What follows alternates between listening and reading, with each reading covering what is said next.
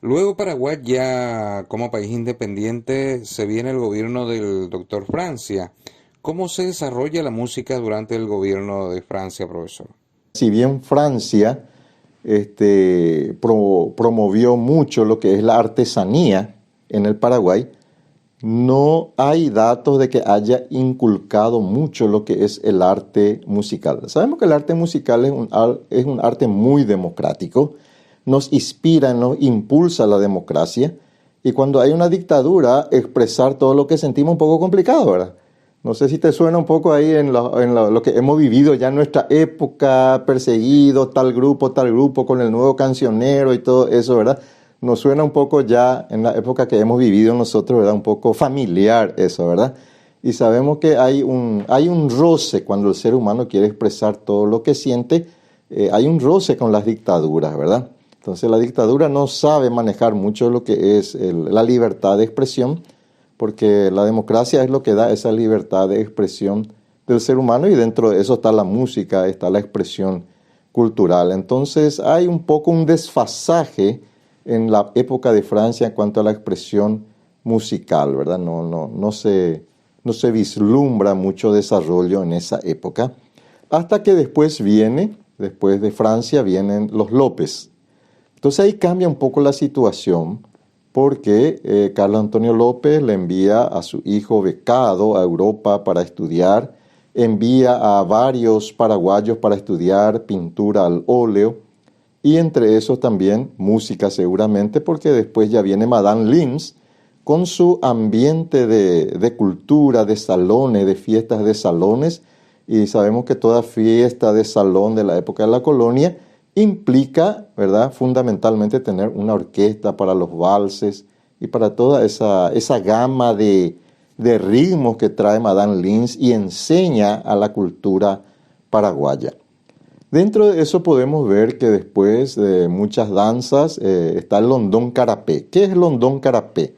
Londón carapé es una música, es un ritmo de Londres, ¿verdad? De ahí viene Londón, ¿verdad?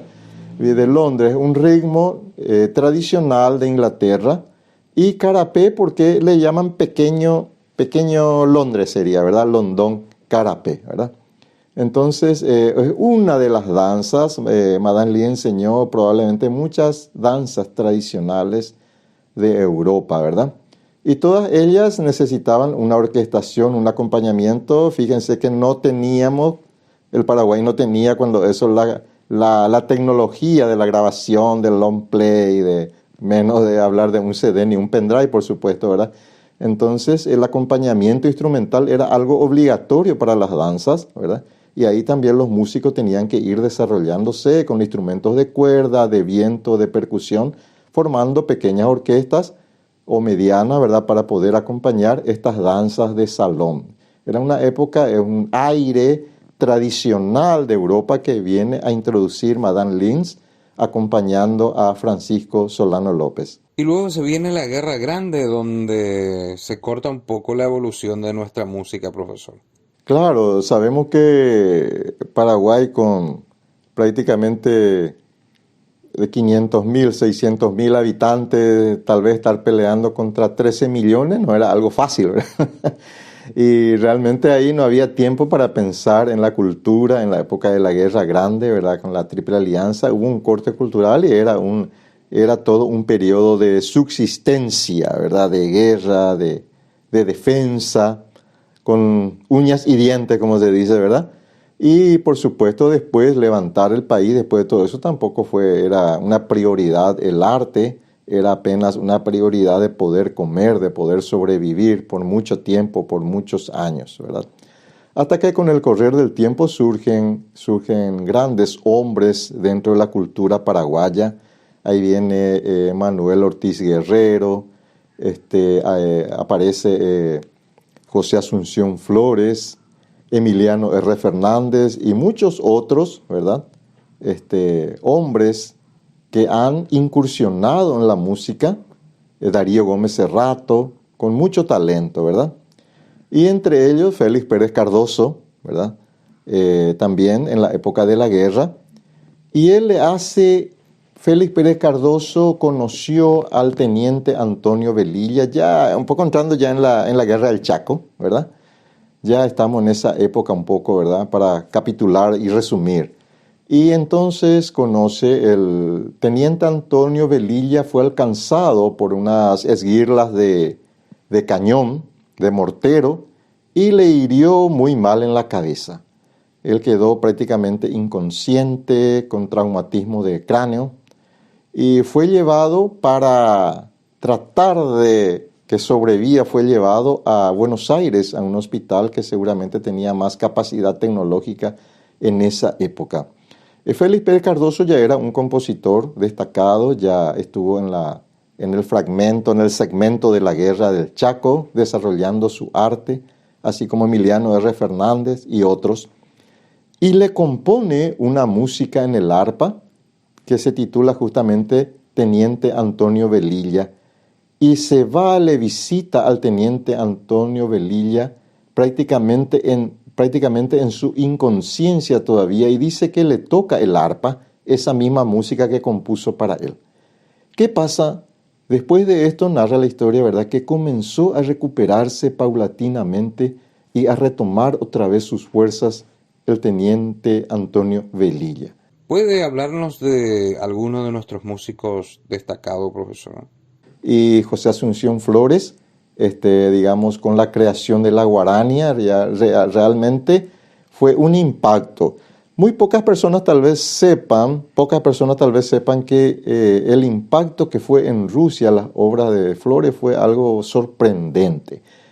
Viene un contingente, digamos, de un grupo del gobierno enviado por Rusia, según cuenta la historia, y le hace una invitación a José Asunción Flores a visitar Rusia.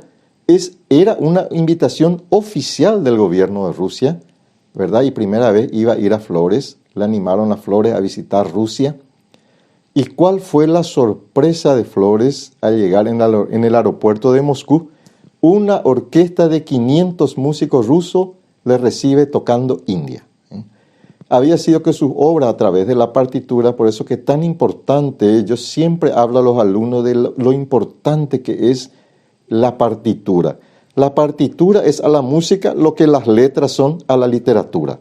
Es imposible, iba a ser imposible perpetuar una obra, un pensamiento, ¿verdad?, un texto sin la escritura.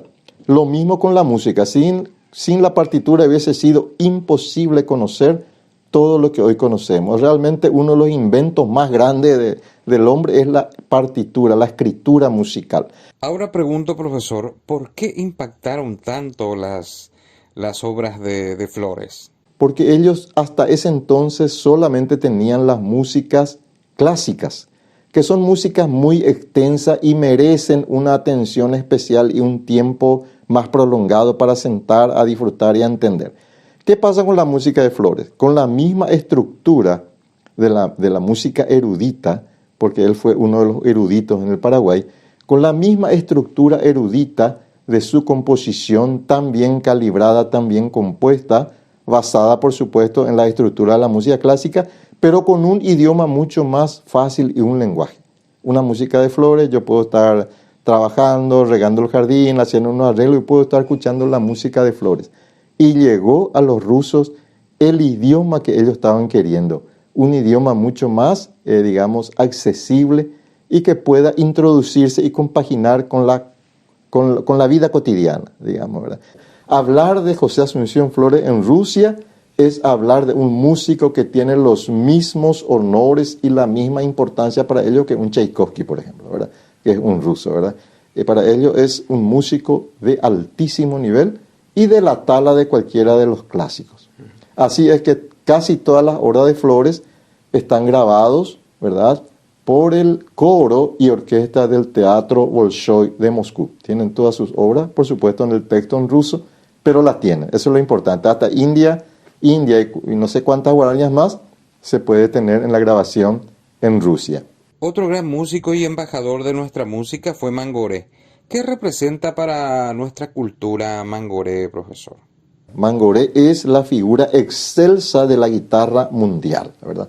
No existe un compositor de guitarra ni Wagner, con todo el respeto que merece Mozart y Wagner, no existe entre ellos uno que ha llegado a la tabla de composición, al nivel de composición de de Agustín Barrios en el mundo. Hablar de Agustín Barrios es hablar de la cúspide de la guitarra clásica en el mundo. Es una alegría, un privilegio que tenemos que reconocer, valorar y agradecer los paraguayos. Lastimosamente, él quiso desarrollar su arte cuando él estaba en el auge. Paraguay enfrenta la guerra del Chaco y entonces no encontró, por supuesto, en ese momento el ambiente propicio, el ambiente de guerra no es el momento del arte, y casualmente va y se refugia en El Salvador. ¿Qué pasa? El Salvador, ¿verdad? Con su inteligencia han calibrado a la pinta de esto, ¿no? Es una personalidad que no lo podemos dejar escapar, y el gobierno de El Salvador, por decreto, lo recibe como hijo directo del Salvador. Hasta hoy en El Salvador están muchos atuendos, instrumentos y un museo dedicado especialmente a Agustín Barrios Nitsuga Mangoré. Muchas gracias, profesor, por acompañarnos en el día de hoy. ¿Algún mensaje que quiera dejar para los alumnos? Bueno, yo le quiero dejar más que un mensaje a todos los estudiantes. Amen la música, amen el arte, porque es un regalo de Dios. No se puede calibrar. Llegar a aprender un instrumento, no importa en qué nivel técnico yo haya llegado en ese instrumento, que yo haya podido tocar un cumpleaños feliz, ¿verdad? ¿A cuántas personas le voy a estar agasajando? Así que yo les animo no solo a amar, les animo a que aprendan, aunque sea en flauta, ese cumpleaños feliz, en el teclado, un cumpleaños feliz, ¿verdad? No se vayan a divorciar del ambiente musical, instrumental, no porque yo soy esto, porque voy a ser arquitecto, químico, voy a estar en la aula enseñando chicos. No, la música es el arte que nunca va a molestar a nadie. Tal vez a un músico se le puede pagar las horas que usó tocando un instrumento, pero no podemos pagar lo que significa tocar un instrumento. Así que abrácenlo y les animo a que aprendan alguito y lo aprendan bien. Felicidades y les deseo lo mejor en este año. Esto ha sido todo. No olviden de realizar sus tareas y consultar si surge alguna duda en la plataforma de la facultad. Hasta la próxima clase.